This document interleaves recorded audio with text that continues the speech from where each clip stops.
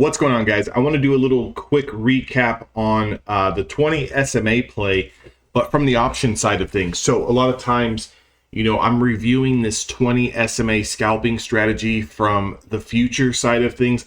Let's look at one of the stocks that I personally like to trade a lot, which is Tesla. Now, again, we know that coming from yesterday's earnings, we had a little bit of a sell-off. There was a little bit of a gap down to kind of start the day on it. If we kind of realistically look at where we opened up on Tesla, the first 5-minute candle right off the gates kind of shot up. You can see that we came into this linear regression as well as pretty close to this 100 simple day moving average.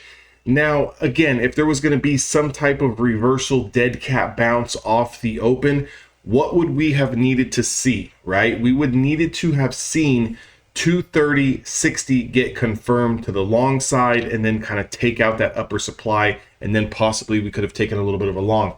Now, again, that did not happen. We never confirmed that first 20 SMA play to the long side, but let's kind of look at what happened once we re-lost this 20 SMA. You can see here at 6:40 in the morning Pacific Standard Time, we'd lost 20 SMA. Now, again, I understand the market's been a little bit more choppy. I understand the moves haven't been as clear. Some days were green, some days were red. It's been very, very tough sledding out there for a lot of people, including myself. I'm not perfect. I'm not a perfect trader by any means at all. I just try to get in, where I can try to fit in, and then I try to manage that risk and manage that drawdown as it kind of comes, right? So again, if you've had trouble trying to find these particular plays, it's okay.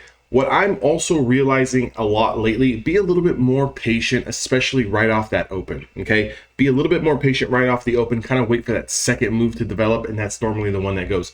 So if we look at the 640 loss of the 20 SMA here, that entry price was around 224.90s. Now we confirmed that we bounced into the 5 and 10 day moving average. One thing that I do want to kind of make a point on here is that I feel a lot of traders are not giving their trades enough time to develop, right? You're getting into the plays, you're getting into these trades, and you're wanting them to start working in your favor almost immediately. And if they don't, you tend to get a little squeamish, right? You tend to sell out of positions before, based on the drawdown, based on, well, I could lose this much. Well, I don't think it's going down any farther. This business is very cut and dry. Either there's technical damage being done, or we're taking profits. There is no in between. So if we look at this confirmation of the 20 SMA play, we do in fact confirm it and then spike a little bit. One thing that I like to use is that 20 SMA as a hard stop, right? So if we're going to take this loss of the 20 SMA, what is that telling us? It's telling us that there has been a short-term change in trend, okay? So when there's a short-term change in trend, we have to kind of sit through that short-term change in trend until technical damage is done, which would be a close over the 20 SMA, regardless of how much you're down. Again, how much you're down is irrelevant to what's going on in the charts. Do you think that the charts know how much you're down, whether you're down 1,000, whether you're down 100, whether you're down 100,000? The charts, the stocks, the market doesn't know how much you are personally down. What is stopping you from holding these trades is looking at that P&L and watching the stock kind of move against you and then getting out because you're trying to protect yourself, when realistically you need to allow technical damage to be done before you stop yourself out. Now, if we look at where this play went, it went all the way from 224.86 all the way down to 218. So this was a fantastic play. Now, me and Andre on the other side of things in the live stream today, we took a little bit of a dead cat bounce on Tesla. Now, I was looking at Tesla be down 20, 19, 21 points at one point in time. What I was waiting for was a short-term kind of bounce, right? A short-term breath. And when I got this candlestick here at 820, right, I actually took an earlier entry here on this low at around 815-ish, right? We got this little bit of, or excuse me, no. Right here at around 750. At 750, we kind of put in this low, and then we had a little bit of a green candle. We bounced into, right? We bounced into this 10 SMA. And in fact, I was a little bit green at this point in time, and then it got rejected, and we put in that new low.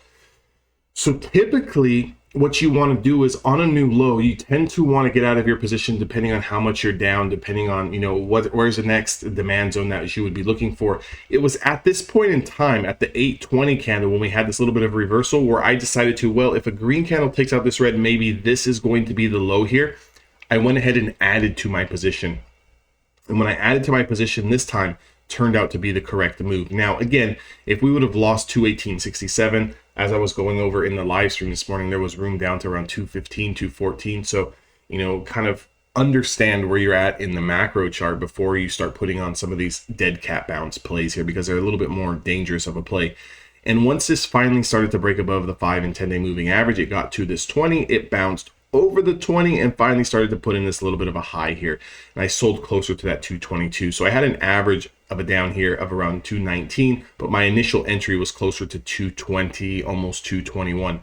So when I made that $1.50 move on this second kind of, you know, reversal here with the adding of the position, definitely helped save that position from going from being red and then turning that position into a green position. But again, that's for a little bit more advanced scalpers. If you're looking to learn how to find these additional entries, make sure you guys join Evolution Traders. I've only got one spot left, guys. I try to cap it off each and every single month, so there's not too much noise going on in the room, right? I like to focus on, you know, the group that we have, try to get people to understand the theory and the concept, and then kind of moving along from there. So if you do want to take advantage of the courses, you want to take advantage of the coaching, you want to take advantage of the live streams, definitely join. That link's going to be down in the description box below, and I'll see all of you guys on the inside.